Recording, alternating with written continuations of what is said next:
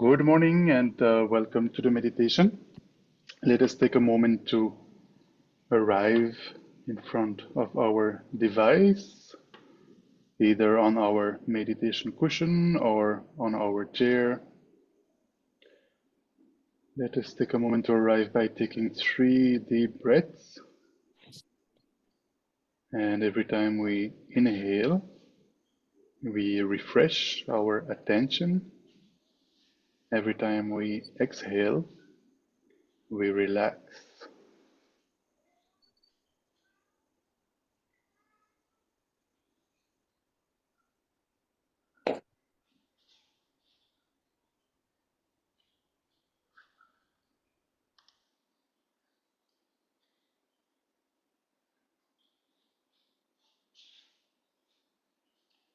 Now let us take a look at our meditation posture.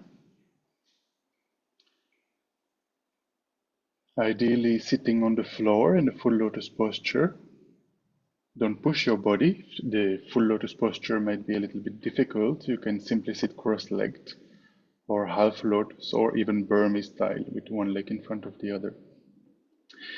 You can also sit on a chair. That's perfectly fine. Just make sure you are not leaning against the support of the chair and not leaning forward either. The most important thing is for the body to be upright, for the back to be straight. We put the hands in the meditation concentration mudra. So you have your right hand on top of the left, the two thumbs are slightly touching, and this rests on your lap. The shoulders are even and relaxed, so even though the body is straight, you can easily move from left to right. The neck is aligned with the spine. You can very slightly tilt the head forward, but not too much. You can place your tongue behind your upper teeth towards the upper palate. This helps to reduce the production of saliva during the meditation. Finally, we don't meditate with the eyes completely closed. It is the mental consciousness that meditates. Out of these instructions, the most important is for the body to be upright, for the back to be straight. Now that we looked at our body posture, let us look at our mind. Let us try to generate a good motivation for this meditation. Let us try to generate a motivation of bodhicitta. Bodhicitta is the Sanskrit for the mind of awakening. It is basically the wish to achieve full awakening. Full awakening is the state of a Buddha in order to benefit all sentient beings. Why do we want to benefit sentient beings? Is because we recognize that sentient beings are all those beings who possess a mind. In Tibetan, it's literally mind possessor, semchen. In English, we translate as sentient being. So we recognize that since beginningless time, sentient beings are trapped in the vicious prison of their own mind, the vicious prison of samsara, the cyclic existence. Because of self-grasping ignorance, this ignorance is this misapprehension of reality, this misconception that thinks that all phenomena, including the self, exist objectively, exist intrinsically, inherently. We have this impression that things exist from their own side, that things exist independently. Because of this self-grasping ignorance, which is the very root of all our problems, we have the inappropriate attention. The inappropriate attention is this wrong impression that we have that we are the center of the universe. We feel that we are more important than others. But if we check carefully, this is completely mistaken. I am only one, others are numberless. And just like myself, all sentient beings want to be happy. They want to avoid suffering. So there is absolutely no logic, no valid reason to think I am more important than others. I am the center of the universe. This is totally mistaken if we check.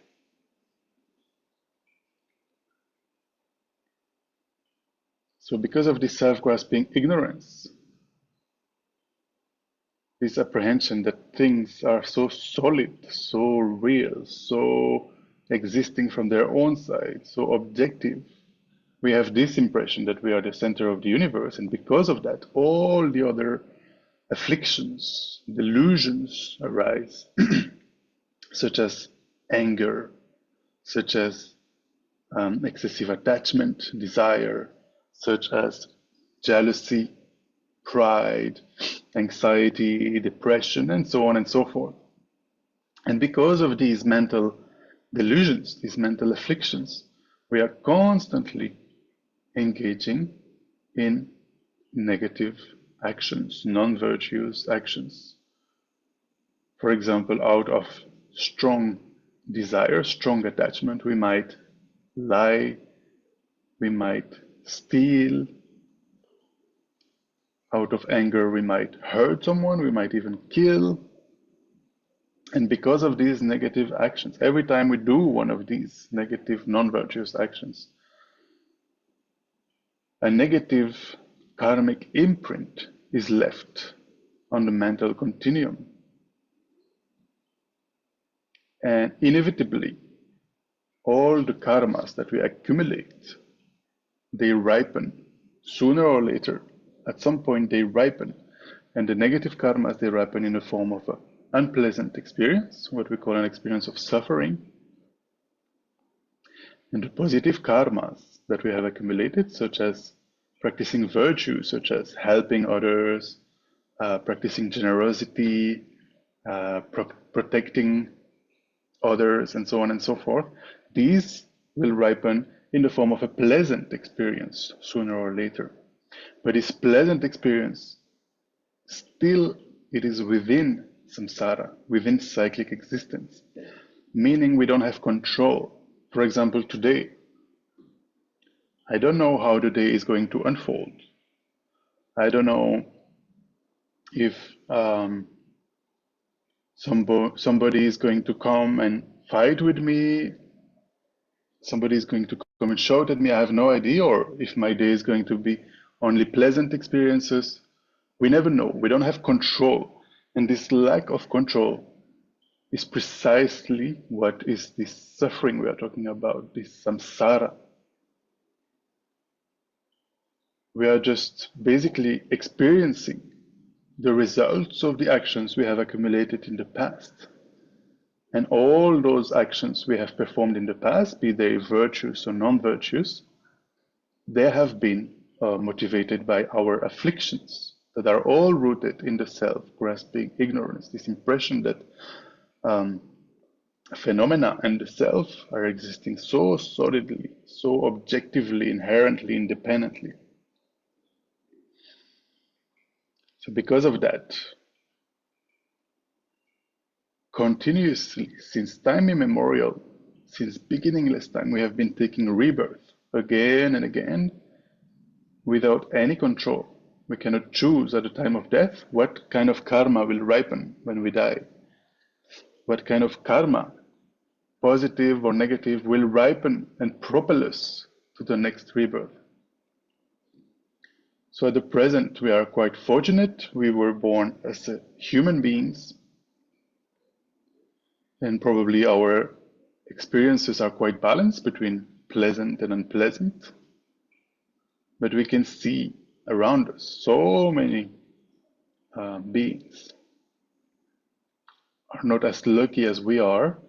Even within human beings, we can see many are suffering from poverty, many are suffering from acute sicknesses, many are living in countries that are presently at war. Try to generate a sense of compassion for them, as well as a sense of compassion for yourself, not having control over the experiences that you make, not having control at the time of death, where the mind will be projected again, in which kind of rebirth. And let us try to generate a sense of compassion for all sentient beings, not only humans. You can also think of the suffering of animals and the suffering of the other realms, which must be much, much more intense. We can infer that, even though we cannot see with our own eyes. Try to generate a sense of compassion, thinking, may all sentient beings be free from suffering and the causes of suffering. Not only that, I myself will free all sentient beings from suffering and the causes of suffering. Why am I going to do that by myself? Why am I taking responsibility here? Is because at the present I have this human life that is endowed with so many freedoms, with so many leisures, richnesses.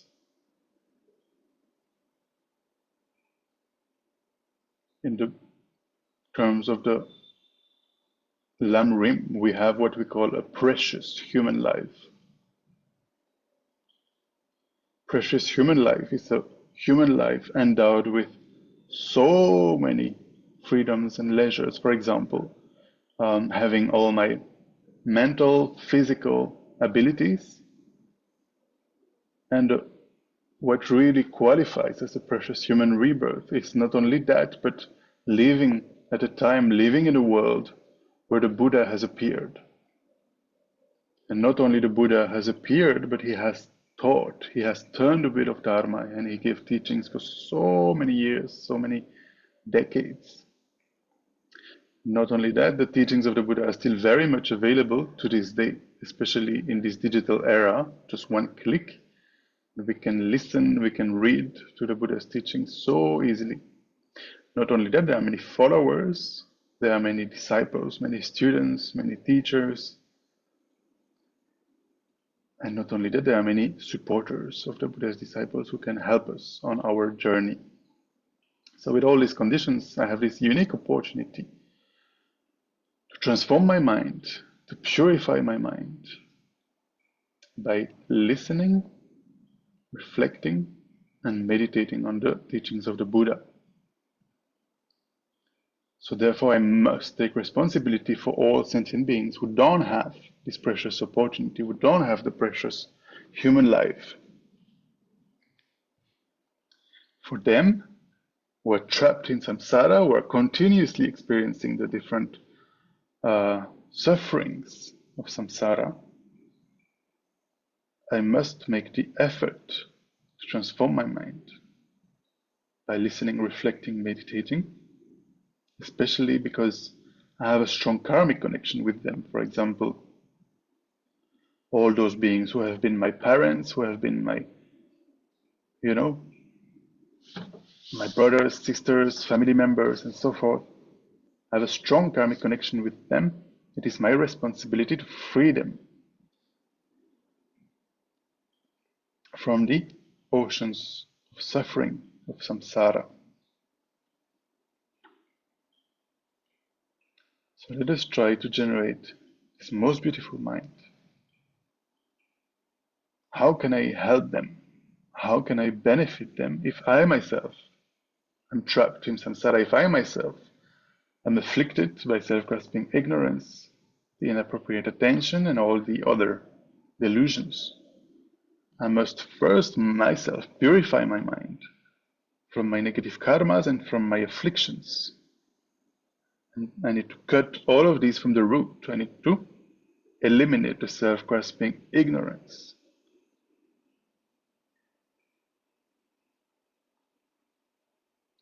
Then, by eliminating self-grasping ignorance from the root, and by continuously meditating on the wisdom that realizes emptiness, the emptiness of objective existence, of the self and all phenomena, by meditating on the emptiness of intrinsic existence, of objective existence, of intrinsic existence, of independent existence, of the self and all phenomena, gradually, not only the self grasping ignorance will be removed, but also the cognitive obscurations, the obscurations to omniscience. Omniscience is a state of a Buddha.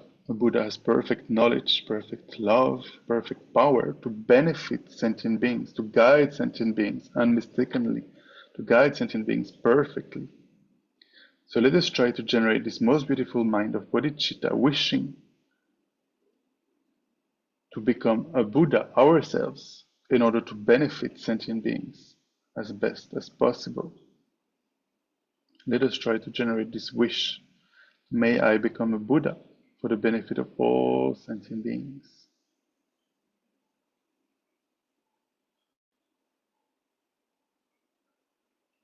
And with this bodhicitta motivation in mind, we will engage in Shamatha practice this morning. Shamatha is Sanskrit for calm abiding. More specifically, what we are doing is single-pointed meditation, trying to focus on one single object. So there are 4 instructions for this meditation. I will quickly summarize them. The first one we already looked at is the body posture. So we went through the 7 points of the Vairochana, Buddha Vairochana posture. The most important of all these points is for the back to be straight, for the body to be upright. The second instruction is that we need an object of meditation. So if you're familiar with the Shamatha, I encourage you to keep the same object throughout between your different sessions, be it the breath, be it a Buddha image, be it awareness, or whatever object you are meditating on. Keep that object for this session. And if you're not familiar with Shamatha practice, if you don't have an object you're familiar with, what I would recommend is to use the breathing sensation at the entrance of the nostrils. Try to place all your attention there on the breathing sensation at the entrance of the nostrils. The third instruction is that during meditation we tend to get distracted. And there are 2 main ways we get distracted. The first one is called mental excitement. Basically, we are distracted with thoughts, mostly thinking about past, future. For example, what am I going to do today? What kind of food am I going to have? Who am I going to meet? And so on and so forth. Or thinking about last night or whatever. The second way we get distracted is called mental laxity or dullness or lethargy. So basically, we don't put enough application in our meditation and the mind starts to sink, kind of fall asleep. And therefore, we also lose our object of meditation. So finally, the last instruction is that there are 2 antidotes that we need to use, that we need to train in using to counteract these 2 ways we get distracted in meditation. The first antidote is called introspection or alertness. So basically, introspection is a mental factor. So it's a small part of your mind in the background while you are trying to focus, you are trying to use your primary mind, focusing on the breathing sensation at the entrance of the nostrils. In the background, you have this small part of the mind, this mental factor of introspection that is constantly checking. Am I meditating? Am I concentrated on my object of meditation? If this introspection, this alertness notices that the mind has wandered, that the mind got distracted with thoughts or with lethargy, then we make use of the second antidote, which is called mindfulness. And the role of mindfulness is to remember the object. We also say that mindfulness is non-forgetfulness, so constantly remembering the object.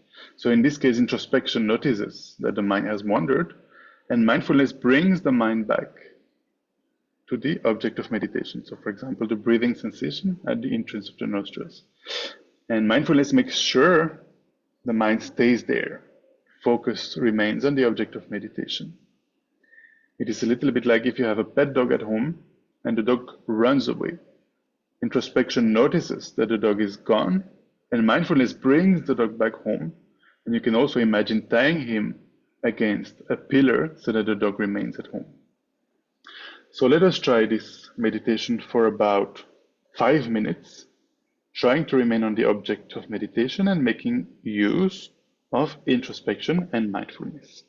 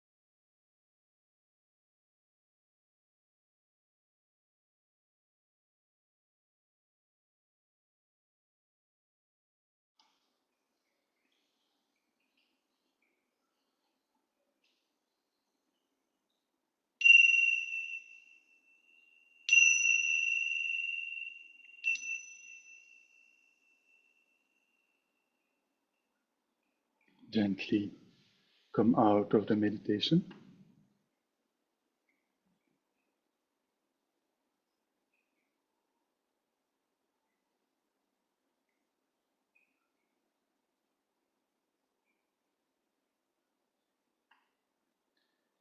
So the masters actually advise, we just did 5 minutes of calm abiding meditation. The masters actually advise that in the beginning we do short sessions, 5 minutes, 10 minutes, 15 minutes, or maximum 24 minutes.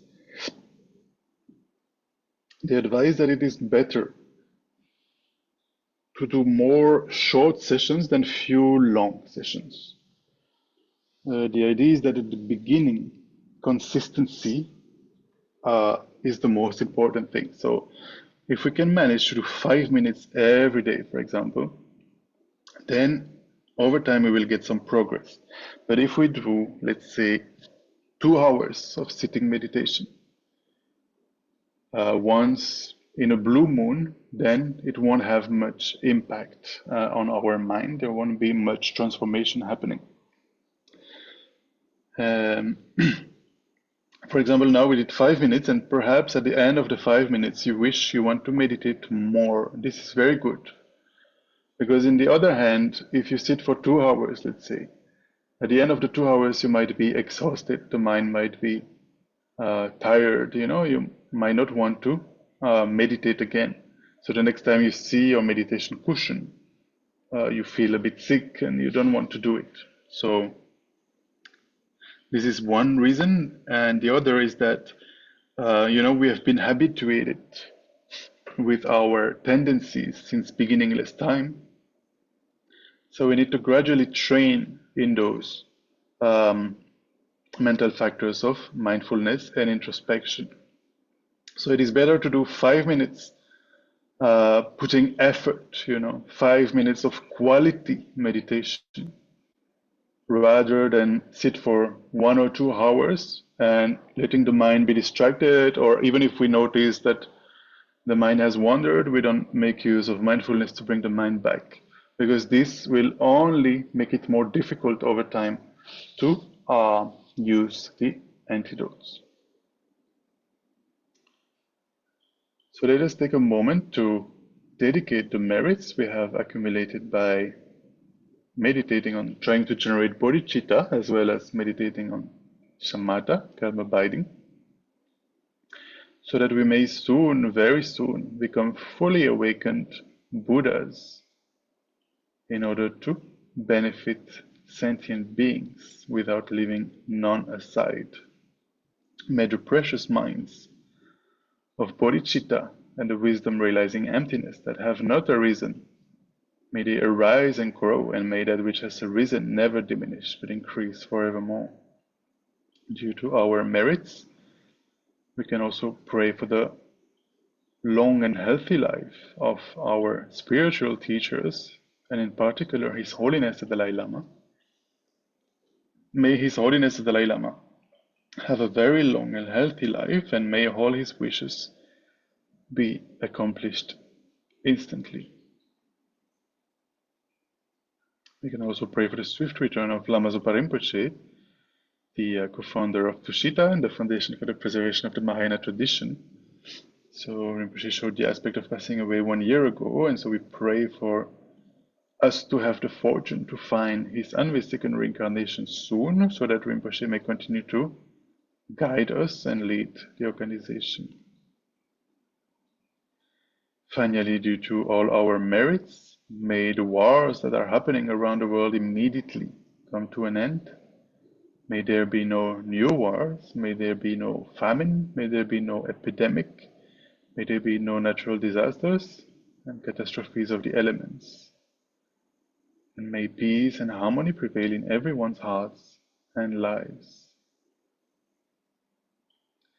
Thank you very much for joining us this morning. And we have 2 activities happening at Tushita this weekend, both in person and online here on Zoom. So you're welcome to join us. The first one is tomorrow, Saturday at 2 p.m. We will recite the names of Arya Manjushri. This is the text that was recommended by His Holiness Dalai Lama for us to create the causes for Lama Zopa Rinpoche's swift return. And on Sunday at 11 a.m. we have Lokesh Jindal. Lokesh is one of the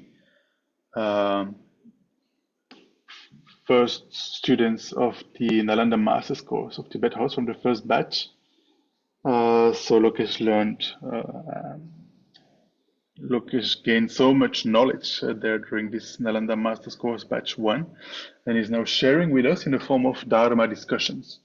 So he's coming for the third time now this Sunday at Tushita at 11 a.m. also on Zoom.